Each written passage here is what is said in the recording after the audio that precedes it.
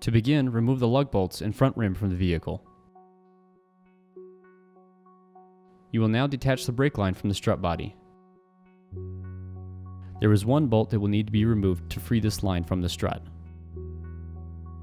Next, you will remove the nut and bolt that hold the strut to the lower control arm.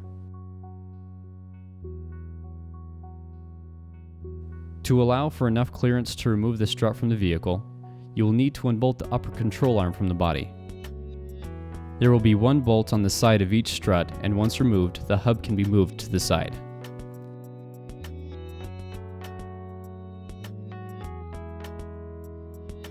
Under the hood, you will unbolt the two nuts holding the suspension's upper strut mount to the shock tower.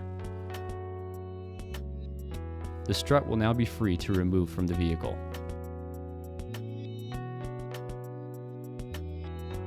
To begin the installation of the Raceland coilover, position the coilover in the wheel well and line the top mount studs into place into the shock tower. Back under the hood, reinstall the two nuts that hold the top of the coilover into place.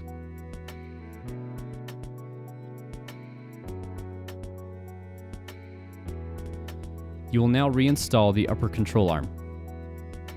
To do so, line the control arm bushings into place and slide the bolt on each side through and tighten. Next, you will mount the lower portion of the shock to the lower control arm.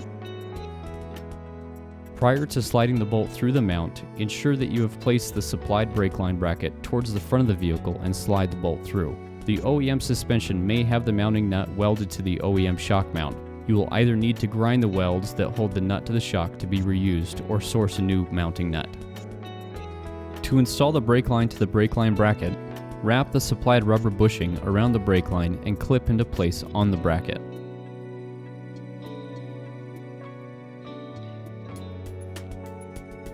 You can now reinstall the front wheel as the installation for this corner is now complete. You are now ready to begin the rear installation. Start by removing the lug bolts and wheel from the vehicle. Once the wheel is removed, you will detach the sway bar from the lower control arm. Using an Allen key and open-ended wrench, remove the nut holding the sway bar end link to the control arm. Next, you will remove the lower bolt that holds the strut to the lower control arm. In the trunk, you will need to remove several carpet pieces to gain access to the upper mounts for the strut. For the driver's side, you will start by removing the clips that hold the side carpet to the vehicle. For the passenger side, you will need to remove the spare tire cover and spare tire, which will give you access to the mounting nuts. In order to reach the driver's side mounting nuts, the gasoline filler line will need to be moved out of the way. You will first need to remove the three small nuts holding the mouth of the line under the gas filler door. Next, remove the single bolt from the bracket that holds the gas line to the body of the vehicle.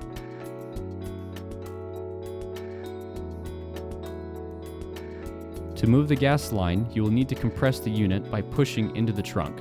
There will be flex to this line at the base that will allow enough give to move this piece out of the way.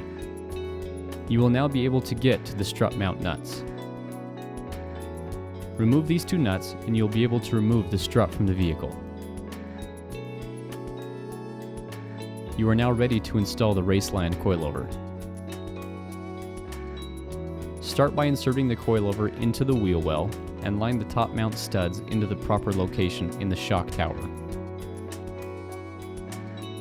Once the coilover is lined up correctly, reinstall the two top nuts to secure the top of the coilover.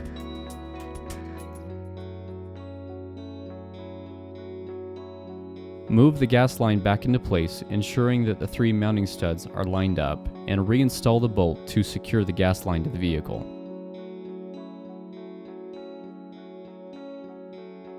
Behind the gas door, tighten the three small nuts holding the filler line in place. You can now reinstall the trunk carpet and spare tire. Move the carpet into position, line up the clip holes, and reinstall the carpet clips. You will now secure the lower portion of the coilover to the lower control arm. Slide the bolt through the mount and tighten. Like the front installation, the mounting nut may be welded to the strut, which will need to be removed for installation. The sway bar can now be bolted again to the lower control arm.